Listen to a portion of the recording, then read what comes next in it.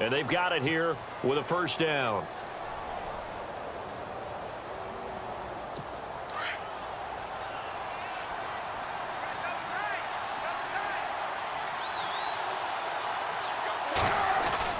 Now it's Wilson. Feeling the pressure here and taken down. A sack back at the 7. Dalvin Tomlinson able to use that strength and get him for a loss of 2. On any first and goal, the real estate to work with for the offense is really cut down, and the defense knows it. So they often bring heat and pressure, which they did on this play. Got him down for a loss. Not a big one, but any loss of yardage in this position is tough for an offense. Now Wilson on second down. Flushed out right. And it's a Seattle Seahawks touchdown.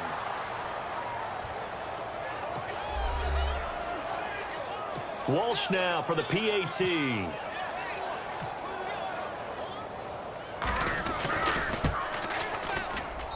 And it's good to make it 14-0.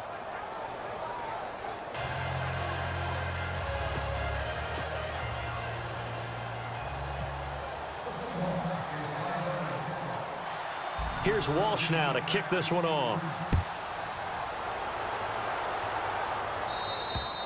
And this will not be returnable. It's out of the back of the end zone for a touchback.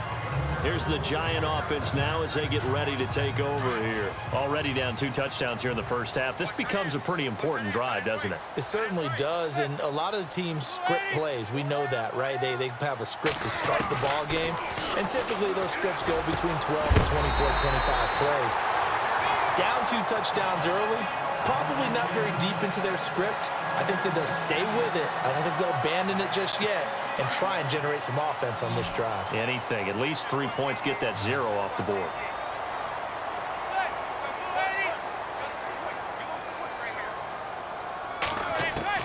On 1st and 10, here's Manning. Caught left side, it's Beckham. And he'll get up to the 43-yard line. Give him a couple on the catch. It's 2nd and 8. Now this trio that New York has compiled, Brandon Marshall, Sterling Shepard, and of course Odell Beckham Jr., fits right into head coach Ben McAdoo's attack. They led the league in 3 wide receiver sets in 2016. It's caught by OBJ. And he'll get it out a couple yards shy of midfield at the 48. That catch good for 5. It's 3rd down. 3rd down and 3.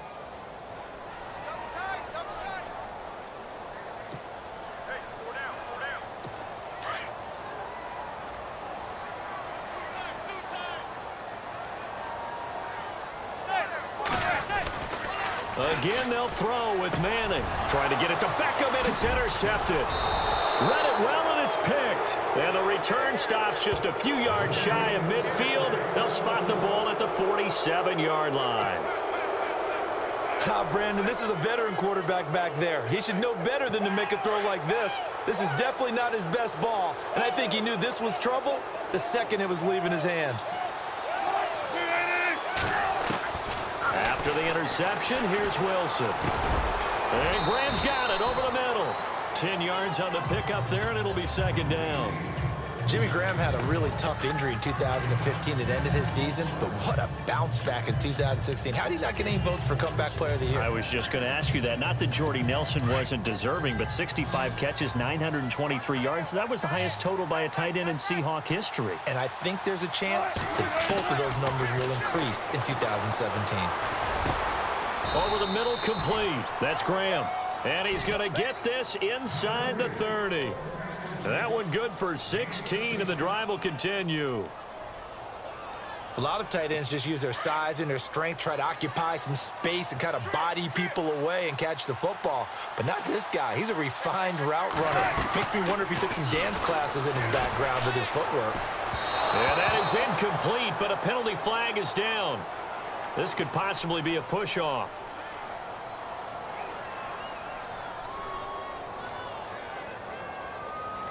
So they say no to the penalty. The incompletion stands. It'll be 2nd and 10. And what they want to do is go ahead and take those downs away from them. You never want to give extra snaps to any offense. That's how you get hurt. Offense still needing 10 yards. 2nd down.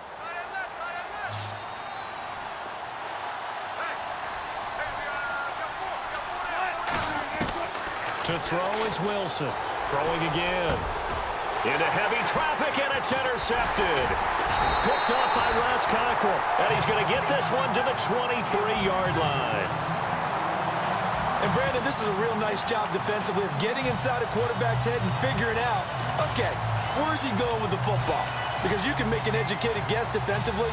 Not all the time, but sometimes. And when you're right, you've got a decent chance of coming away with the football.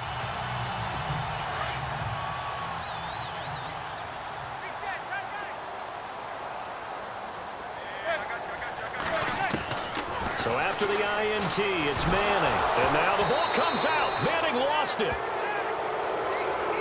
On plays like this where the ball comes free, it's often unusual for the team that lost it to get it back.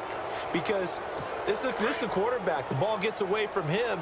Everyone else is trying to execute what they're supposed to do on offense. They're usually looking in the other direction, downfield, or have moved away from it. In this case, though, a teammate is able to come up with the ball. And both guys were there, but it falls incomplete. It's been this way most of the afternoon, hasn't it? This secondary, it really put this receiving core on lockdown. Listen, they've worked together like a basketball team that's playing excellent defense. Great communication, doesn't matter whether it's man or zone.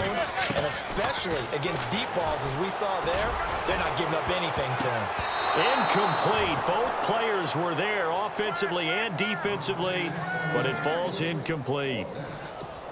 Well, nearly another interception there. That would have been 2 drives in a row with a pick. He's got to start taking care of the ball way better than what we're seeing. Interestingly, that throw was probably worse than the... And look at this, another fake. And this is incomplete. A huge gamble, and it does not pay off. They fake the punt. It doesn't work out. Well, not only did they try to fake it, they put the ball in the arm of their punter, and it didn't work out. Not the quarterback. No. The punter. Yeah. Yeah. Risky. And it's so funny because when it works, genius. When it doesn't work, not so smart. Not so genius. In this case, not so genius. But Touchdown, Seahawks. Heard a coach talk about those late-in-the-half scores, especially ones that give your team a pretty decent cushion. He said those could be the ones that can finish off a squad if you let them. Yeah, they've got the cushion. This half has been theirs.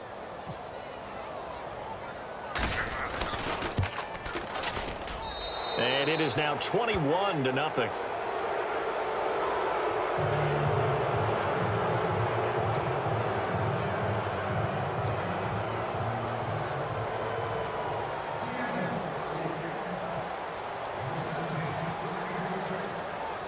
Here's Walsh now to kick this one off. And they will not get a chance to return this one as it's through the end zone for a touchback. The New York set to take the field. And some dangerous territory. You're already down 3 scores. A 3-and-out here or an inability to put any points up. This one might be over by half. Yeah, and what you also have to guard against is calling every play for a big shot downfield. You know, thinking you're going to get all these points back. And now this is intercepted. My goodness. Picked off by the all-pro free safety, Earl Thomas. And his guys have got it back at the closing stages of the first half. That late in the clock, second quarter, why not just run it a time or two and get it into the locker room? What you're saying makes absolutely perfect sense. Run it and get out of there. But I'm just wondering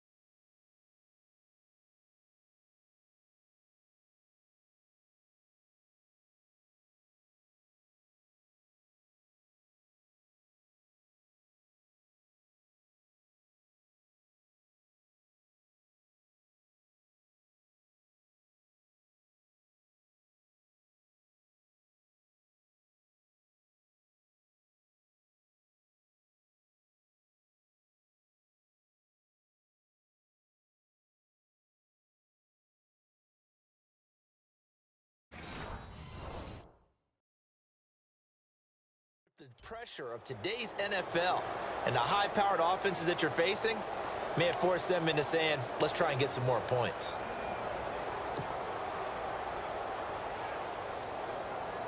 And a great spot to start this drive from here.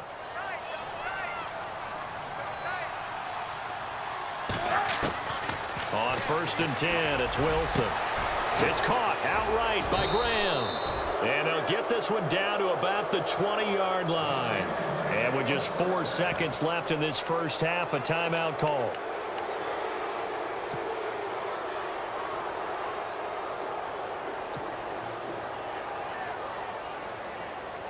Not time enough for a play and then a timeout, you wouldn't think. So with 4 seconds left, they're going for it.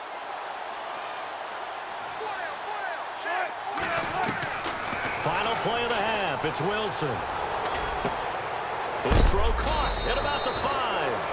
And he doesn't quite make it. They do stop him, but he gets it all the way down to the 1.